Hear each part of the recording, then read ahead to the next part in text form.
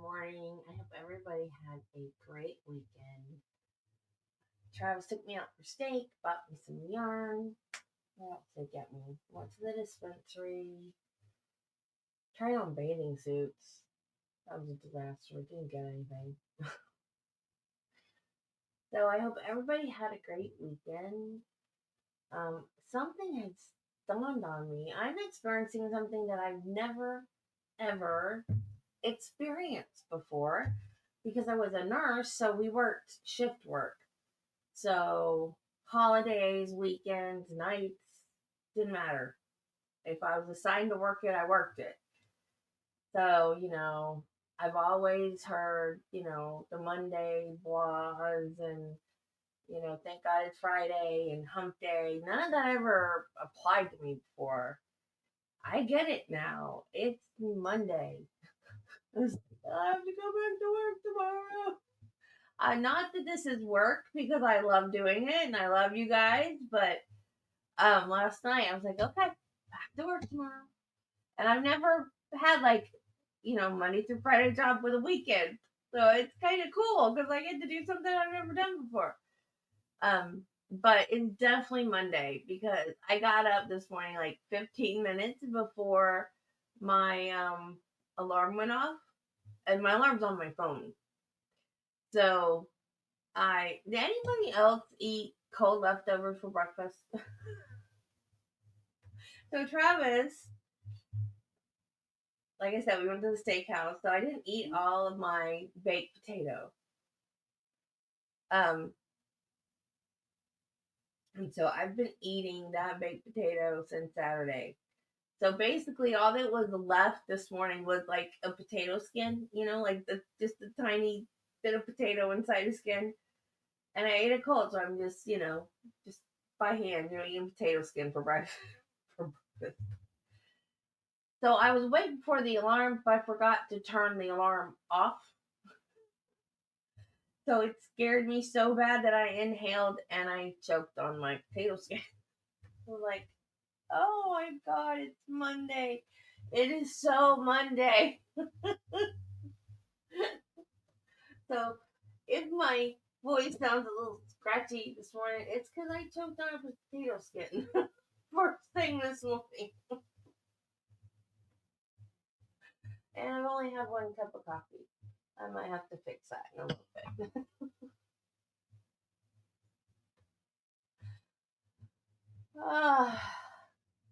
Pumpkin pie. I think she's next. I don't know if she's next, but she's soon because I saw her name. And I thought Pumpkin Pie was a nickname, but the lady that's on the stand now says that's her real name. Joe, seriously? I'm busy. Pumpkin Pie. Witnesses testified that Lana had a best friend who called herself Pumpkin Pie or just Pie. Oh, that isn't her legal name. Although her legal name was Irene Elizabeth Laughlin. See, now this witness just said that was her real name. Did you guys catch that in her testimony? She said that was her real name. Well, she gaslit her friends, didn't she? Hey, Judy. Hey, Nancy. Hey, Jill. Vesuvio. Vesuvio? Is that how you say that? Vesuvio Entertainment was making a movie, All 6 Feet, about the relationship between Pie and Lana Clarkson. Reports were it was a Pie spin-off her friend's death. The piece was never released. What occupation was Pie? She was a club promoter type person.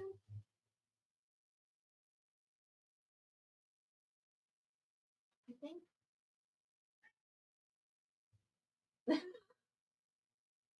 Very funny, Jill.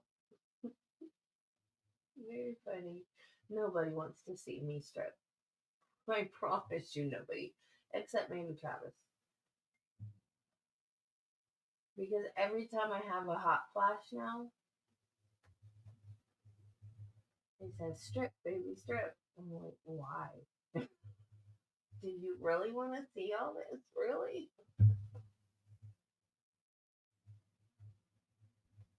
You really don't want to.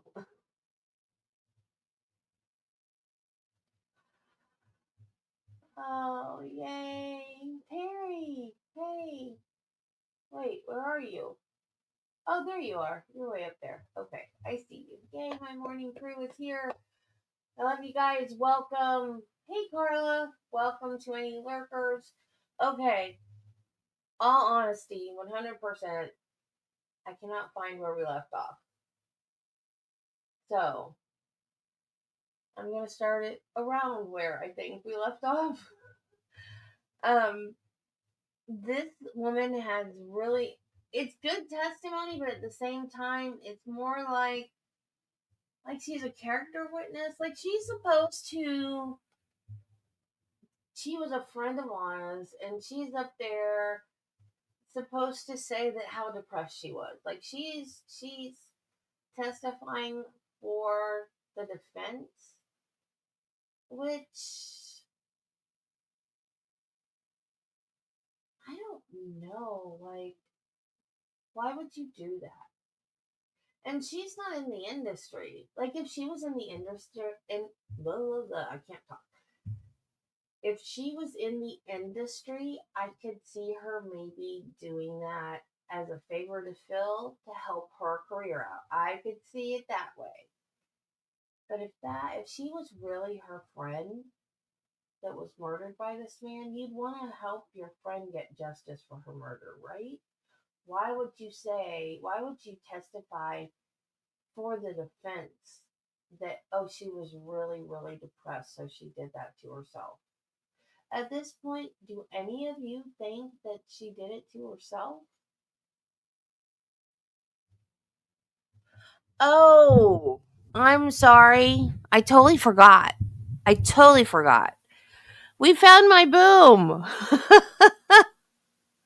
I'm sorry, guys. Can you hear me better now? I don't necessarily want it in the shot, but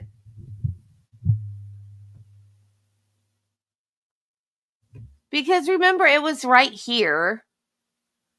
And I always was doing this because I had to look around it to see the controls on the screen.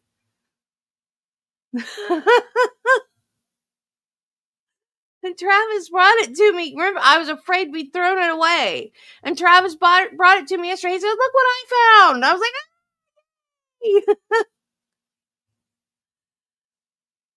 like, hey, Jennifer.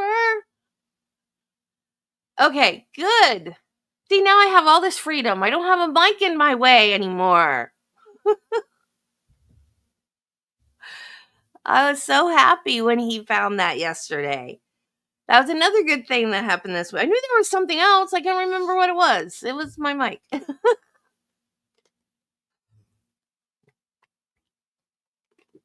But yeah, if that was my friend, I mean, I guess she was subpoenaed and had no choice. But still, that feels like a betrayal to me. I don't know. I'm Hufflepuff. I'm loyal, so I don't know. Maybe that's just the way I look at it. Somebody else might look at it. Now there's a shadow on my face, though. Whatever. Um, some people might not look at it like a betrayal. They might look at it like helping keep a man out of prison. But I don't know. I couldn't do that to my friend because to me it just seems like it's pretty open and shut.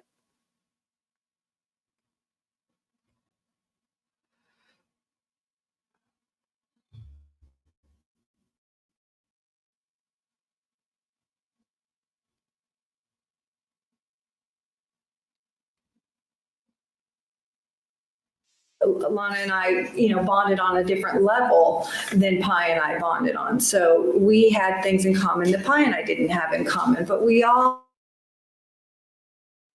sort of, like a little dysfunctional family. So So you got to know Lana, you took her into your life, she took you into her life, correct? Right. We were like the tall bookends for Pi. Pi liked us because we were like the two. I mean, if you look at us physically, we were similar. Now, Mr. Dixon also asked you about some TV show or something, and he was asking you about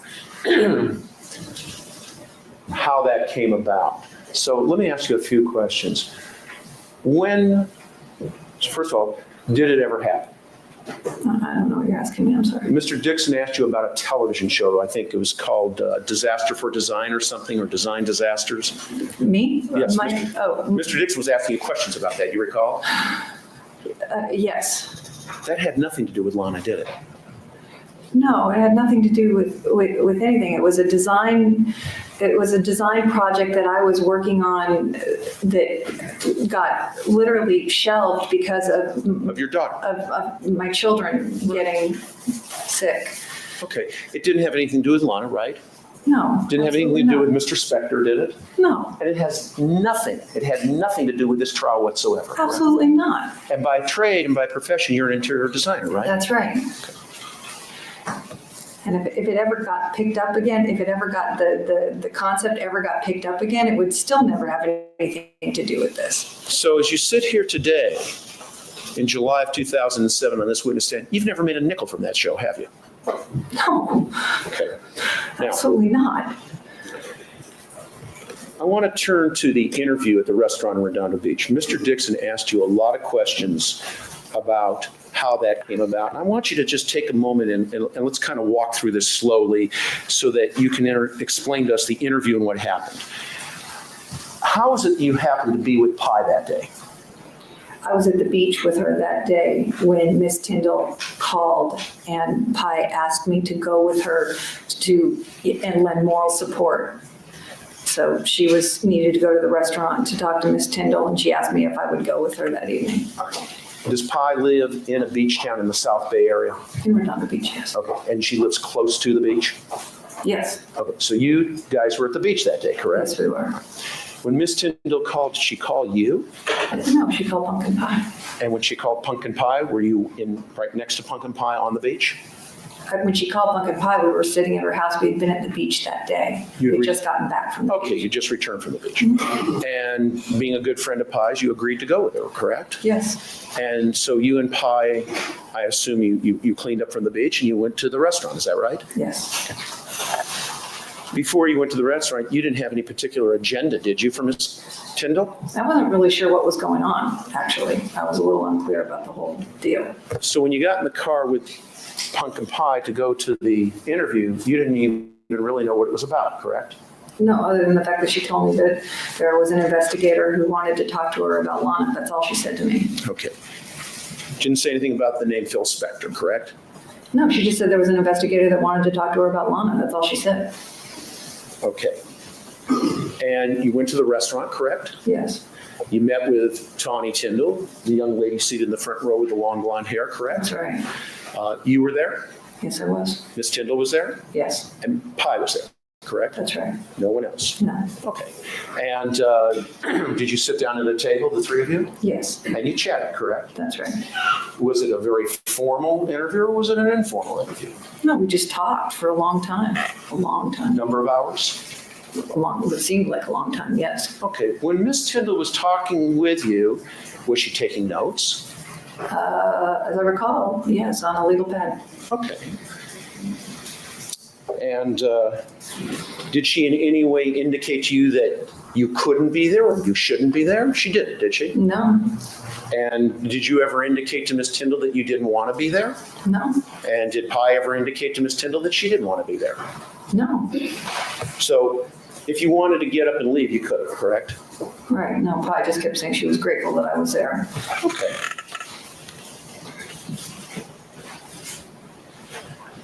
Mr. Dixon asked you, isn't it true that Tawny Tyndall would throw out the subjects. Remember that question? I'm sorry?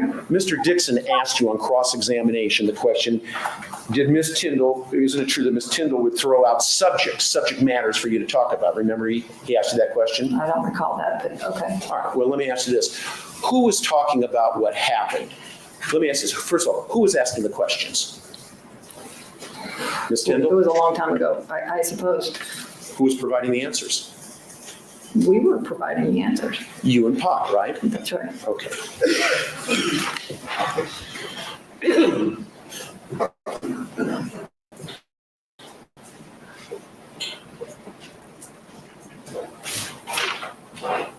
And after the interview was concluded, the two of you left, correct? You and Pop. Yes, we did. All right. And Ms. Tyndall left, correct? Yes, she did. Separately, is that right? That's right. Did you think you were doing anything wrong by being at that interview with Pi? Absolutely not. Okay. And one final question. You told Mr. Dixon that you came here to tell the truth. Is that correct? That was the answer? Yes, I have one last question. Have you told the truth here in court today? absolutely. Thank you. Thank you. Recross? Just a couple questions. When you were answering Mr. Rosen's questions about the game phase and explaining to the jurors what your recollection of Lana Clarkson's game phase or hopefulness was, you said, I think you turned to the jurors and you said, we all have down times. We all have times when we are down and have some difficult times to go through, correct? Yes, I mean, I think you brought it up, but you mentioned your kids, and I'm not going to go into that other than to say any parent has up times and down times with their kids, right? definitely, Children are very, or can be challenging. definitely. Work can be challenging. Careers can be challenging. People get up and they get down. Isn't that right? Definitely. And that's what was going on with Lana. Isn't that right? Up and down, hopeful, tough times. But basically, a pretty hopeful, as we saw from her board in her cottage, a pretty hopeful, inspirational kind of person, right? She could be up. Thank you. Nothing further. Thank you. Redirect. One question from here. It's up to you. But nothing Mr. Dixon just asked you changes your opinion at that time, the end of December 2002, beginning of January 2003, up until her demise. Objection. She was the lowest you ever saw her. No, I'm going to allow the question. She was the lowest that you ever saw her in 8 years that you knew this lady, correct? Absolutely. Thank you. Thank you. Recross. Nothing. Thank you, Your All Honor. right. Thank you for being here. Subject to recall, you may step down. Ladies and gentlemen, keep in mind the admonition will be in recess for 15 minutes. Thank you.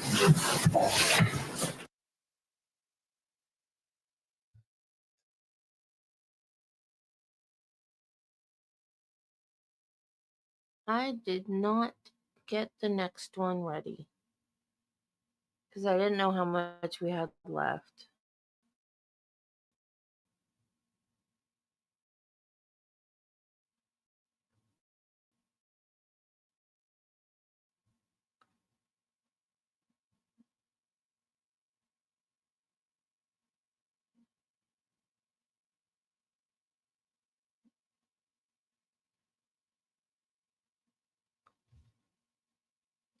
I don't know that I dislike it. It's not necessary. Because enough swear to tell the truth before they even open their mouth. So it's not necessary. Dang it. Now StreamYard and Court TV are both acting up at the same time.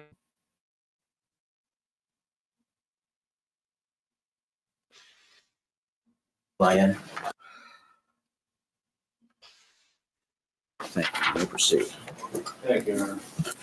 Mr. Tomlin, good morning, and thank you, sir, for being here today. Good morning.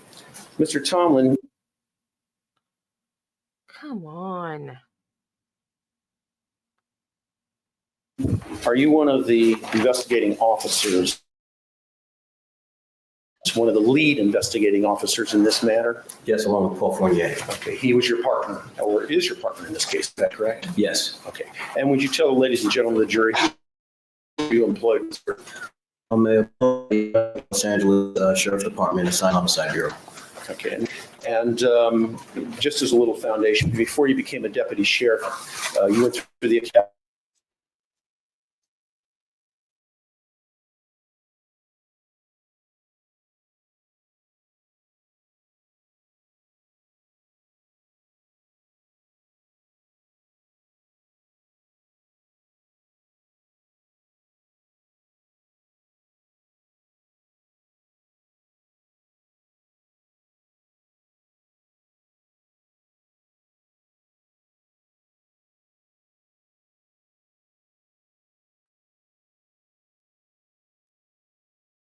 Well, I saw that coming.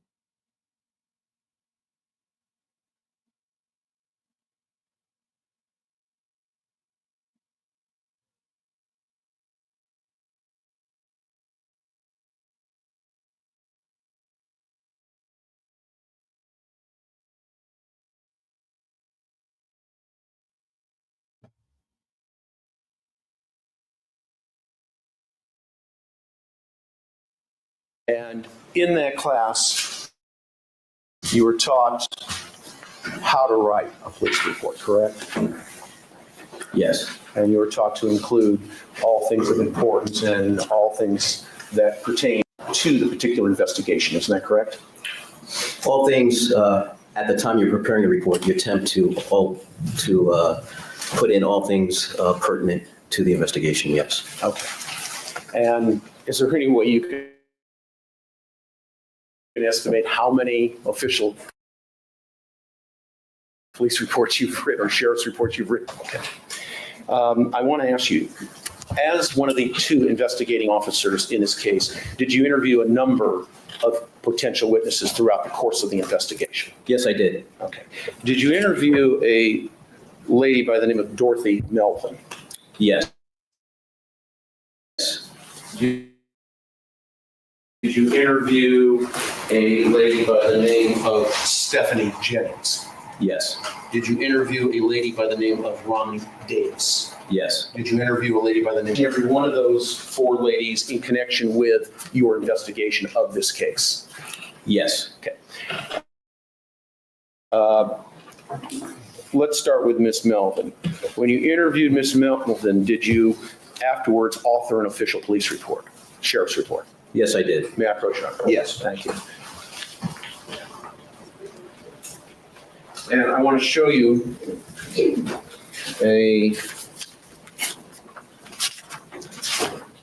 9-page report. I hand it to you, ask you to take a look at it for a moment and tell me whether or not that is in part your official Los Angeles Sheriff's report in this case. Yes, it is. Contained therein is there an interview that you conducted with with Dorothy Melvin? Yes. Okay. And I want to ask you some questions here about your conversation and interview with Miss Melvin, okay? Yes. And that interview took place on February 19th, 2003 at her residence, correct? Yes, it did. Okay.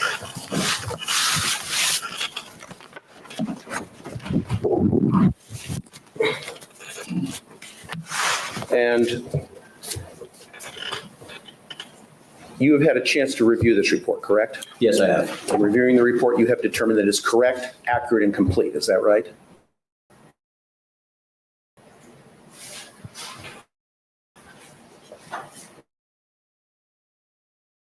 Yes.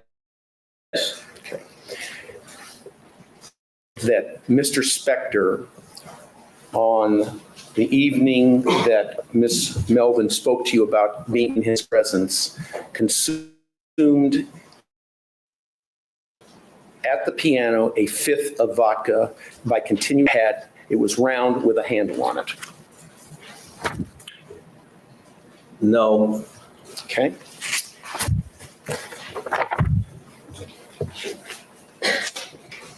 Well, if I can step back. If that's not, go ahead. It's not a complete answer. She mentioned that they drank vodka. It was not specific, the amounts. Okay. She never said anything about a round bottle with a handle, correct? Correct. She never said anything about Mr. Spector emptying it down to just a very little bit, did she? Correct. And she never said anything about describing this as being a vodka bottle with a handle on it, correct? Correct. Court's indulgence for a moment. Certainly. Directing your attention again to your official police report and in discussions with Ms. Melvin. Ms. Melvin did not tell you, and it is not contained in your report, that Mr. Spector ever pointed a gun at her that evening and was jumping around with it. Isn't that true? Yes, that's common. It is common. I'll break it down. Let me break it down.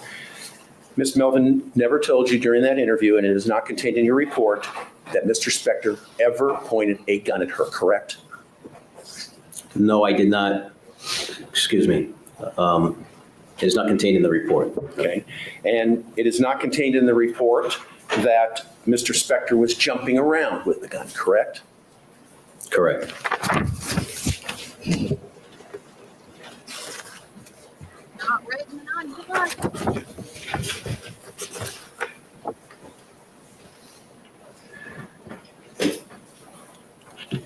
You have to stop. It is not contained in your report that Ms. Melvin said that Mr. Spector had a gun in his hand and that he hit her with the back of his hand that held the gun and that something sharp hit her head. That is not in the report, is it? No, she stated that he hit her twice with the gun.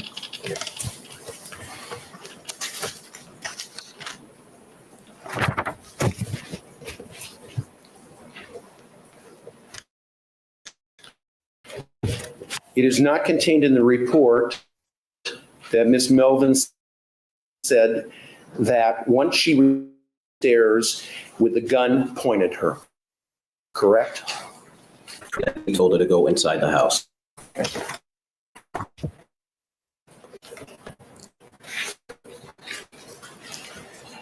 It is not contained in your report, your official report, that Ms. Melvin indicated that when she was asked to take her clothes off, that Mr. Spector pointed a gun at her when he said this to her, correct? It is not contained in the report, but I believe she stated that he had the gun. She did not tell you that he pointed the gun at her when she claims that he said this, correct? I can't recall if she specifically, if I specifically asked her or that she explained that he was actually pointing the gun at her. It was more of an implied conversation. Well, ordered her back into the house. All I'm asking is this, it's not in the report, is it? No. Okay. And this is the official report of your interview with her, correct? All right, thank you, Mr. Rosen. You resume. Thank you. Thank you. Sir, there is nothing contained in your report from your interview with Dorothy Melvin which indicated that Ms. Melvin wanted to file assault and theft charges, correct? Correct. There is nothing contained in your report from your interview with Ms. Melvin that she in fact stated, quote unquote, that's it, we're going back. There is nothing contained in your report of the interview with Ms. Melvin that when she and the officers returned to Mr. Spector's home, they went to the kitchen door, the windows were open, the door was open, and they could hear Mr. Spector on the phone talking to somebody, laughing and joking. There's nothing in your report to that effect, is there? Correct.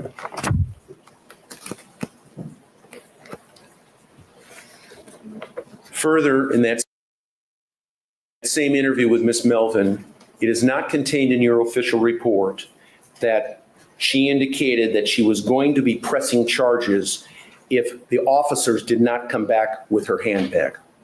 True? Correct.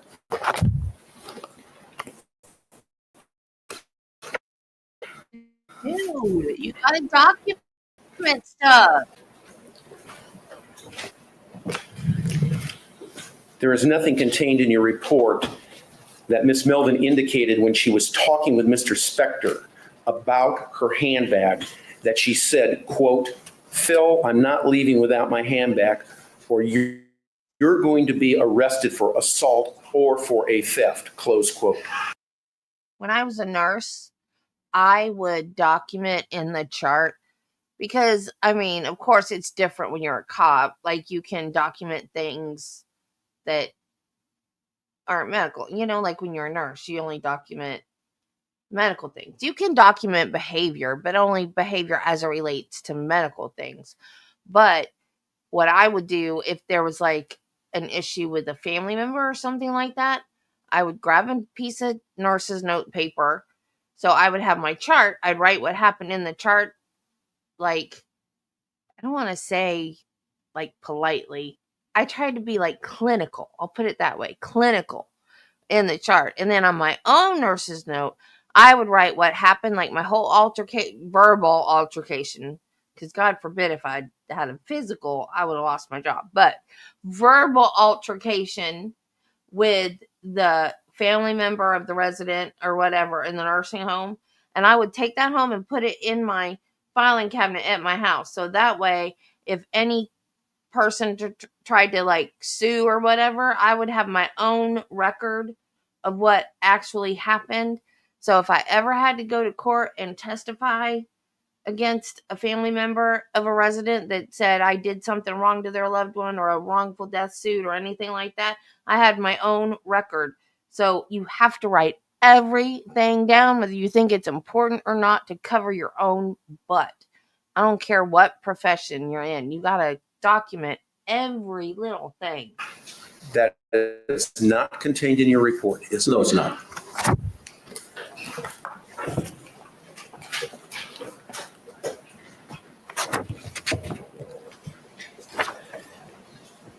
There is nothing in your report that Ms. Melvin told you that when she spoke with the police officers who assisted her that night and responded to the situation, that she told them on numerous occasions that she wanted to press charges if she didn't get her handbag back, correct? Correct.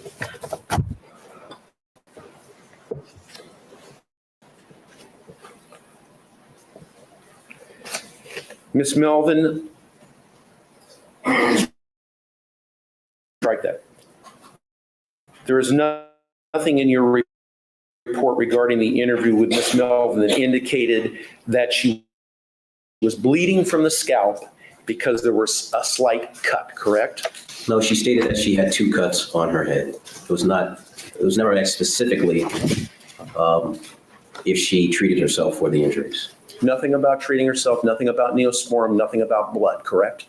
Correct, it was never asked. No, I didn't ask you that. I just asked you, is it in your report? No, it's not. Okay.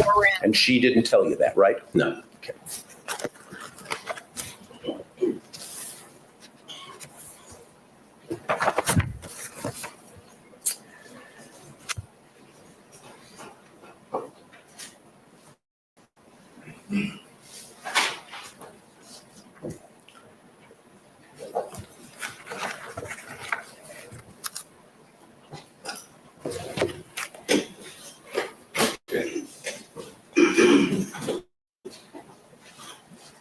Detective Tone, let's turn our attention now from Miss Melvin to Miss Jennings.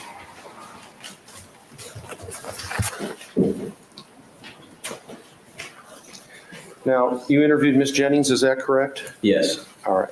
And in interviewing Miss Jennings, you actually tape recorded that interview, didn't you? Yes, I did. And may I approach her, please?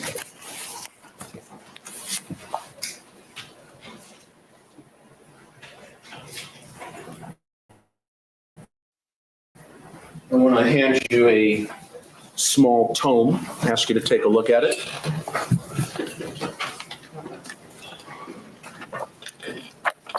Okay, does that look familiar? Yes. Okay, is this a transcript of the interview that you had with Ms. Jennings? Yes. Okay, You tape recorded this, correct? Yes, I did. And then the tape recording was transcribed into this booklet, correct? Yes, Okay. And you had a chance to review this, correct? yes, And it accurately reflects the interview that you conducted with her, is that correct? yes. Okay.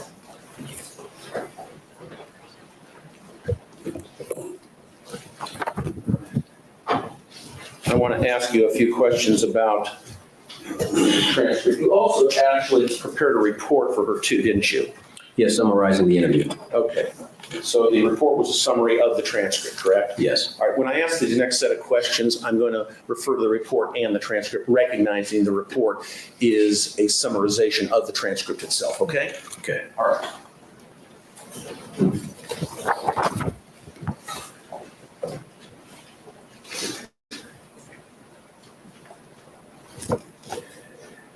I want to focus your attention on the portion of the interview, the beginning of the interview, where Ms. Jennings indicates that she bumps into Mr. Spector coming out of the bathroom of a restaurant. Do you know that particular portion of the interview? Yes, Okay. There is nothing in the transcription of the taped interview of Ms. Jennings, nor in the report, that indicates the following statement, that Ms. Jennings said to Mr. Spector at that point, "What do you mean?" And Mr. Spector said, "If they are going to come and get me, that's how they are going to do it." That is not in the report. That is not in the tape transcript, correct? I can't recall. I believe that was in the transcript. Let me bring it here. Yeah? Oh, yeah. Okay, There you go. have a moment. Thank you. Excuse me 1 second.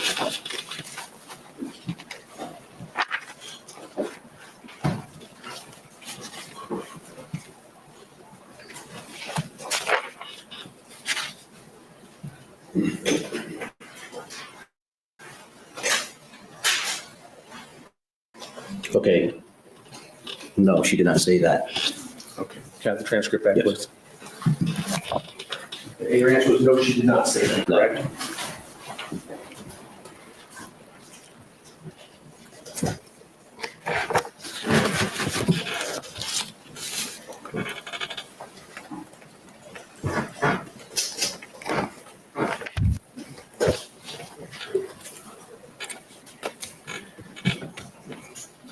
There is nothing contained in the report or the transcript. And now we're shifting to the Carlisle Hotel situation, okay? Okay, Where she said, quote unquote, he, referring to Mr. Spector, was definitely drunk. Correct? correct, Not in the report, not in the transcript, right? correct.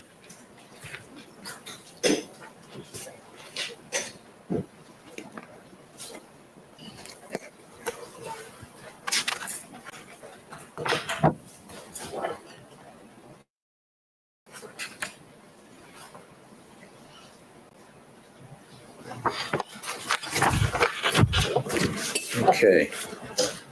Court indulgence. I just have to coordinate the pages. It's a tedious process, as you know. Thank you.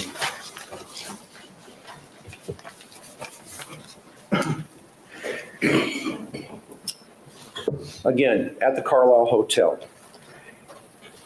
In your interview with Ms. Jennings, there is nothing contained in the report nor in the tape that Ms. Jennings indicated that when Mr. Spector walked into her room with a gun, he pointed at her. Is that correct?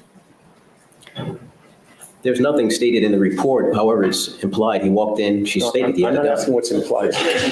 No, but the question was, does it appear in the report? You'll have a chance to cross-examine him. No, it does not. I'm not asking you what's implied. What I'm asking you is, He answered the question. and it doesn't appear in the transcript, does it? I don't know if it does or not in the transcript. Want to take a look? You want to take a No, look? You I want to will take your word for You'll it. take my word for it, okay. So there's nothing in the report or the transcript that says when Mr. Spector walked in the room, he pointed the gun at her, correct? Specifically that, no. Okay. Now, there is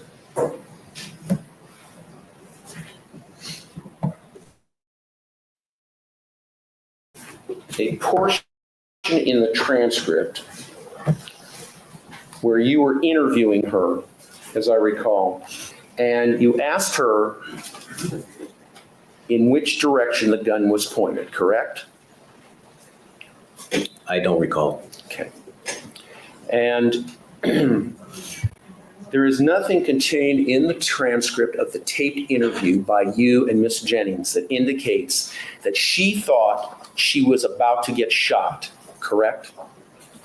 It's not in the transcript, it's not in the report. I don't recall. Okay, well, let me bring it up to you and let you look at it. May I, Your Honor? Yes. Please feel free to take a look, and after you review it, you tell me whether or not there's anything in that tape transcript of your interview with her where she said that she feared that she was about to get shot.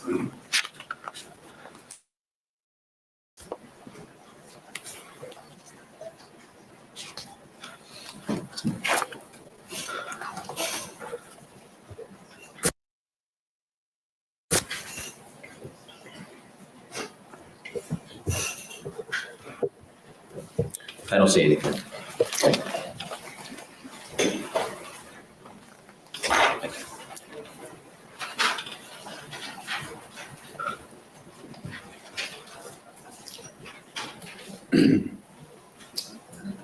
There's nothing contained in the transcript nor the official report that says that Mr. Spector pointed the gun in her direction, correct? No, correct.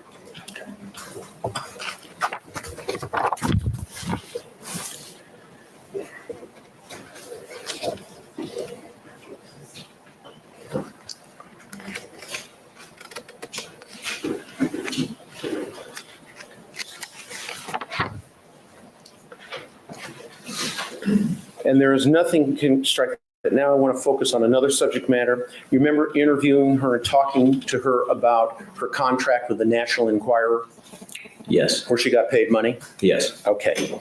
And in the course of that interview, there is nothing contained in the transcript of the tape recorded interview nor in your report where she indicated if she knew that she was going to be the subject matter of the interview, that she would have never granted it or agreed to it. Isn't that correct? Correct.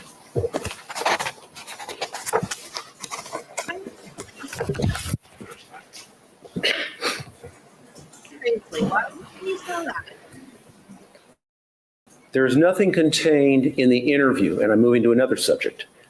There's nothing contained in the transcription of the taped interview, nor in the official police report of your interview with Stephanie Jennings, wherein she said that Mr. Spector had two personalities. Correct. There's nothing in the report that states that. And there's nothing in the report or in the transcript which says that he had the ability to snap and change his moods immediately. Nothing like that, correct? That statement is not in the transcript, correct?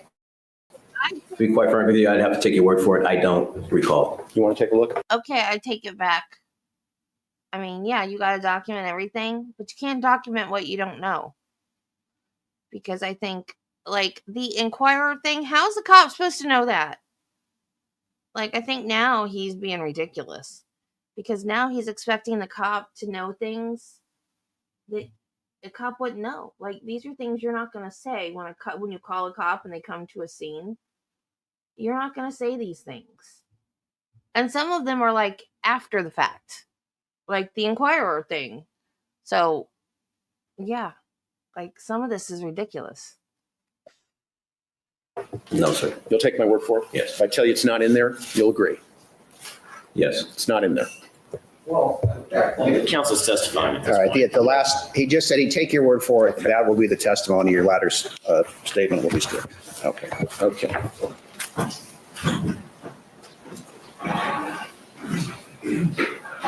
No comment.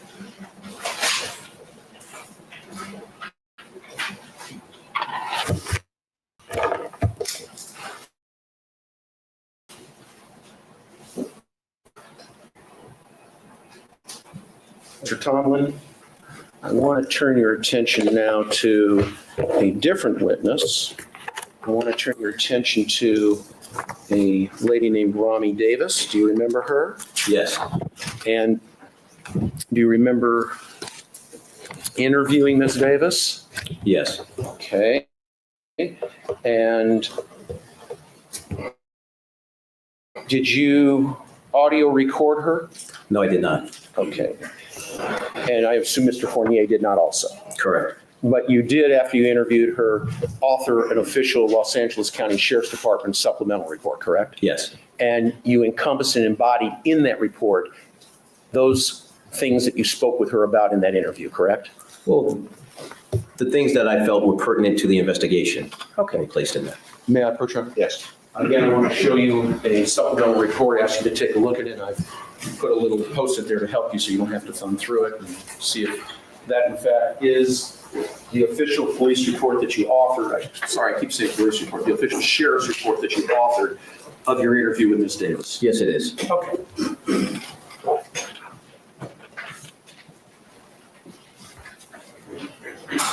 And I now want to talk to you about that.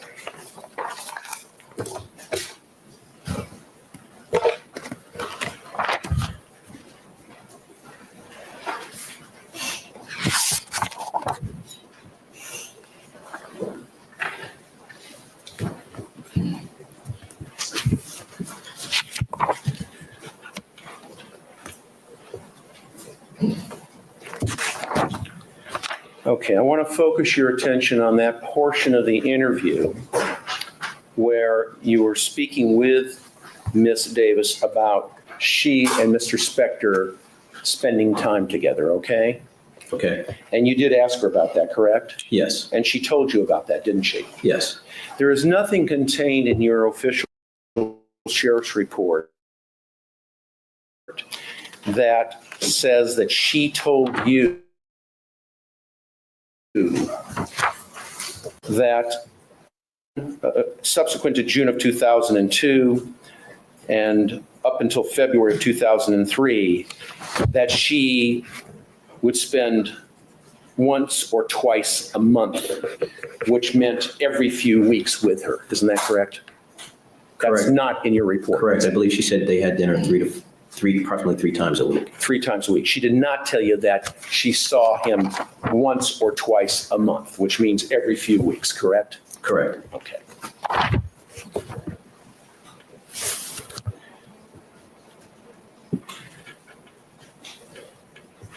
It is not contained in your report, and I'm switching to another area, that Ms. Davis told you that in the evening in question that she went out with Mr. Spector, being Sunday, February 2nd, 2003, to the Grill Restaurant in Beverly Hills, that she had nothing to drink. Is that correct? I'm sorry, can you repeat the first part of the question? Of course. Let me just rephrase it.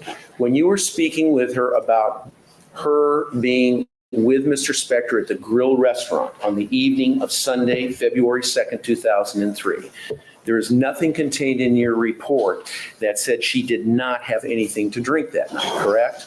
Correct. In fact, what she said in the report was, or what's in the report is that she told you that she may have had a glass of Merlot and Mr. Spector may have had a daiquiri to drink with dinner, correct? She stated that she could not recall if they did have a drink, and that's when she stated she believed she possibly had a glass of Merlot and that he had a daiquiri. Okay. With dinner? Yes.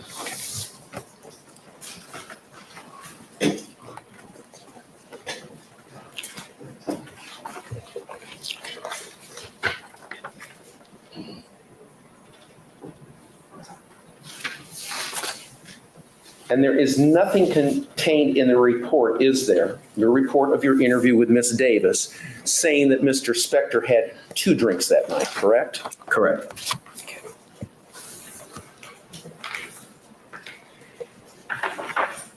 There is nothing contained in the report of your interview with Ms. Davis that says that she was concerned about Mr. Spector that evening because he was doing something that she had not seen him do before, and that was consuming an alcoholic beverage, correct? Correct.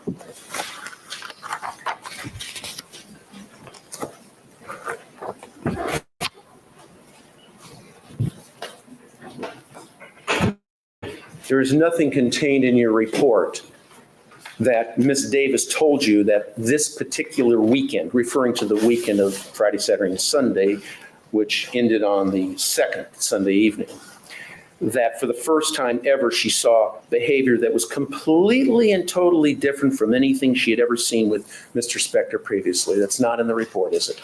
No, it's not.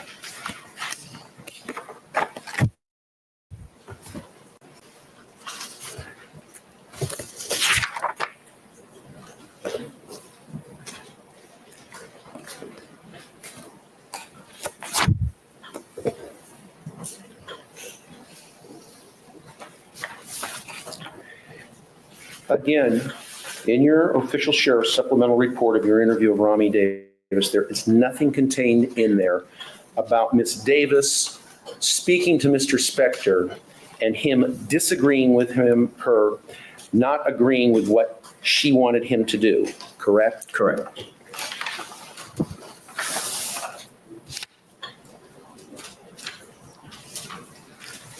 Again, there is nothing in the report of Ms. Davis's interview which says that Mr. Spector picked at his meal and that he was not himself.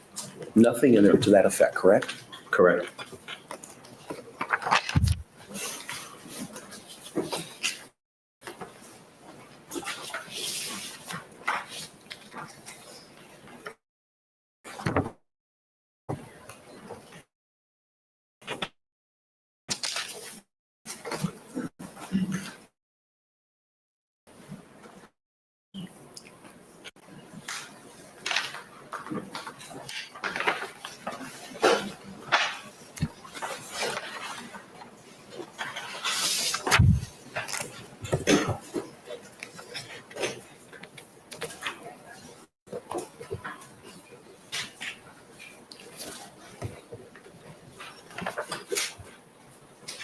And contained in the report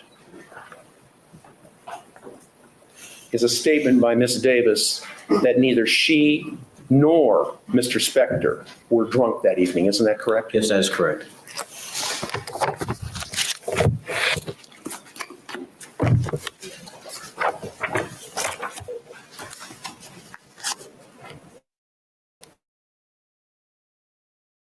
Are you done? Okay, we're gonna stop there anyway, whether he's passing the witness or not. Timestamp is 55:38. I'm just letting y'all know because I'm gonna forget. And so somebody has to remember it. Okay.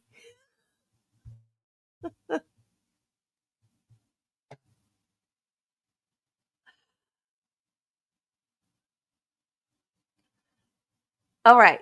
Okay. That's it for Phil Spector this morning. I can't wait for Cross, man, because this dude is. I'm speechless. This is the craziest direct I've ever heard. You didn't put this in your report. You didn't put that in your report. You didn't put this in your report. It's ridiculous. And it's like, why would this even be stuff that he knew, right? Okay, so thank you guys for coming out. This has been another very short Phil Spector. This trial lasted 6 months. We are on part 61. We're gonna get it. We're gonna push through. Friday there's no court in the Karen Reed hearing, and Thursday's a half a day. So we'll do Phil another short Monday. Well, today's Monday, Tuesday through Thursday, and then Friday we'll do like maybe till 10. So we'll do a few hours. I mean, till 12. Yeah, till 12, like 8 to 12, and do a few hours. And then I'm going to take the rest of the day off because I want to go to a water park next weekend. Oh, wait, I can't next weekend. Travis works next weekend. Never mind. Because I know my cousin's going to cancel on the other plans. There's going to be a weekend after next before I can go anywhere. Dang, I am cabin stirred. No, what's it called? What's it called? Not stir cabin. What's it called? Cabin fever. That's what it's called. I have cabin fever. That's it. I do, Nancy. I just had 2. It's not that I need a day off because I just had 2 days off. I need to go somewhere. Like, I'm watching water slide videos and roller coaster videos, and I need to go somewhere. Somebody come kidnap me and take me to Disney. That's what I need. That's what I need. I need to be kidnapped and taken to Disney World. Okay, guys, I set the video to redirect. If you're going to go to Karen Read with us, I will see you over there. If not, I will see you tomorrow. Bye, guys.